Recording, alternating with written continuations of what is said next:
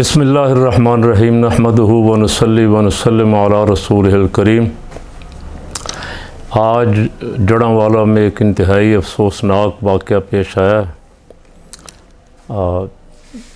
خبروں کے مطابق صبح یہ خبر پھیلی کہ کچھ لوگوں نے قرآن پاک کی توہین کی ہے، مساجد میں اعلان ہوئے، اور کسی صاحب نے تو یہ بھی اعلان کیا کہ مسلمانوں تمہاری غیرت کہاں چلی گئی۔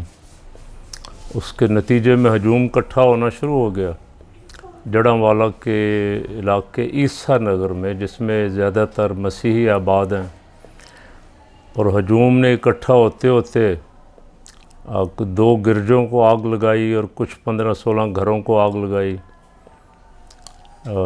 اللہ رب العالمین کا لاکھ لاکھ شکر ہے کہ کچھ جانیں بچ گئیں، کوئی جانی نقصان نہیں ہوا۔ کہتے ہیں کہ پولیس کی بر وقت کارروائی کی وجہ سے وہاں سے گھروں سے لوگوں کو نکال لیا گیا۔ جتنے بھی احتجاج کرنے والے ہیں ان سے ہم نے بھی بارہا دفعہ عرض کیا ہے کہ احتجاج کرنے سے پہلے قانونی رستہ اختیار کریں اور تسلی ہو جائے کہ کون آدمی جس نے یہ جرم کیا ہے اسے پولیس کے حوالے کیا جائے، قانون ہاتھ میں نہ لیں۔ اس سے بہت بڑا نقصان ہوتا ہے، اور نقصان کس کا؟ نقصان ہمارا ہوتا ہے۔ دینی لوگوں کی بدنامی ہوتی ہے، دینی جماعتوں کی بدنامی ہوتی ہے، اور بیرون ملک جو ہزاروں مساجد ہیں ان کو اندیشہ ہوتا ہے کہ نقصان پہنچایا جائے گا اس کے جواب میں۔ پہلے دنیا میں حالات اس طرح کے ہیں کہ بہت ساری مسجدیں انڈیا میں نظر آتش کی جاتی ہیں، چرچ نظر آتش کیے جاتے ہیں، اور اقلیتوں کا جینا دشوار کیا جاتا ہے۔ کوئی بولتا نہیں، انڈیا کے بارے میں کوئی بولتا نہیں۔ پاکستان جہاں الحمدللہ کبھی کبھی کوئی سالوں بعد ایسا اکا دکا واقعہ کروایا جاتا ہے، بیرونی ایجنسیاں اس میں ملوث ہوتی ہیں، اور جب آپ انکوائری کریں گے تو آپ کو اندازہ ہوگا کہ اس میں کوئی نہ کوئی بیرونی ایجنسی ملوث ہے، انڈیا کی ہو، کوئی اسرائیل کی ہو، یا اور کسی ملک کی ہو۔ ان کی کوشش ہوتی ہے کہ پاکستان، انڈیا کو بچانے کے لیے پاکستان پہ الزام عائد کیا جائے، اور زیادہ تر جو ان کی آنکھوں میں کھٹک رہی ہے جماعت تحریک لبیک پاکستان، ان کے کچھ افراد کے ان کے نعرے لگوا کے وہاں ملبہ بھی ان پہ ڈالنے کی کوشش کی جاتی ہے فوری طور پہ۔ تو میری آج کے اس ویلاگ میں ریکویسٹ یہ ہے اپنے ذمہ داروں سے کہ غیر جانبدارانہ تحقیقات کروائیں۔ جو بھی ذمہ دار ہے، جس نے قرآن پاک کی بے حرمتی کی ہے، اسے نشان عبرت بنا دیں، اور اگر کسی نے جھوٹا الزام لگایا ہے اسے بھی عوام کے سامنے بے نقاب کریں اور اسے بھی کیفر کردار تک پہنچائیں۔ اور وہاں انتظامیہ صبح 5 بجے سے جب یہ خبر چل رہی تھی تو سارا دن انتظامیہ کیا کرتی رہی؟ سنا ہے کہ اب جا کے لاہور سے رینجر بلائی گئی ہے تو کچھ تھوڑے بہت معاملات ٹھیک ہوئے۔ لبیک کے بارے میں کچھ رپورٹروں نے نام لیا، لیکن تحریک لبیک کے پریس ریلیز میں اس کی پرزور مذمت بھی کی گئی ہے، اور اس سے لا تعلقی کا اعلان بھی کیا گیا ہے کہ ہمارا اس سے کوئی تعلق نہیں ہے۔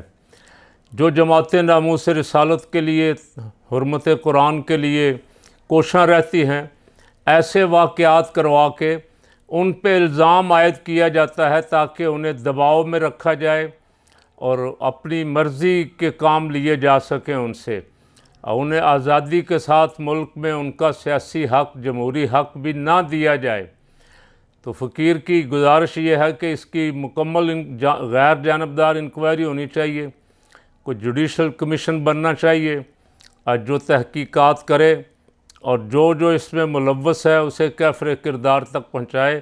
پاکستان کسی صورت بھی اس بات کا متحمل نہیں ہو سکتا۔ ہمارے یہاں بہت سارے مسیحی بھائی رہتے ہیں، یہاں ہندو رہتے ہیں، یہاں سکھ رہتے ہیں، دیگر اقلیتیں ہیں، کبھی بھی میں نے نہیں دیکھا کہ ان پہ جہاں وہ رہتے ہیں کسی نے ظلم کیا ہو۔ یہ ایسا واقعہ ہے، حرمت قرآن ایسا مسئلہ ہے، حرمت رسول ایسا مسئلہ ہے، تو یہ تو کوئی مسلمان بھی اگر کرے اس پہ بھی الزام لگ جائے تو آپ کو پتہ ہے لوگوں کا جذبہ ہے کہ وہ اشتعال پھیل جاتا ہے فوراً، اور لوگ بغیر تحقیق کیے چڑھ دوڑتے ہیں۔ علماء کرام بار بار ان سے بھی ریکویسٹ کرتے رہتے ہیں کہ بغیر تحقیق کے کسی اعلان پہ، کسی ایک شخص کے کہنے پہ، کسی ایک شخص کے ابھارنے پہ، پتہ نہیں یہ کون ہے، فتنہ پھیلانا چاہتا ہے، فساد پھیلانا چاہتا ہے، کسی ایجنسی کا آدمی ہے، بیرونی ایجنسی کا، ملک میں یہ آگ لگانا چاہتا ہے فرقہ واریت کی، تو لوگوں کو کھلی آنکھوں کے ساتھ ایسے معاملات میں کودنے سے پہلے پوری تحقیقات کر لینی چاہیے، اس لیے کہ ایک دفعہ جو کچھ ہو جائے پھر اس کا واپس آنا بہت مشکل ہوتا ہے، وہ نقصان جو ہو جاتا ہے اس کا ازالہ نہیں ہو پاتا۔ اللہ تعالیٰ اس ملک کو ہر قسم کے فسادات سے، ہر قسم کے فتنوں سے محفوظ رکھے اور خیر فرمائے۔ مجھے خوشی ہے کہ لبیک والوں نے فوراً وقت پہ ہی اس کی تردید اور مذمت کر دی ہے۔ اب ذمہ داروں کی ڈیوٹی ہے کہ وہ تلاش کریں کہ یہ کون ہے جو اس قسم کے واقعات کروا رہا ہے، جو لوگوں کے جذبات سے کھیل رہا ہے۔ اللہ تعالیٰ ان سے اس ملک کو پناہ عطا فرمائے۔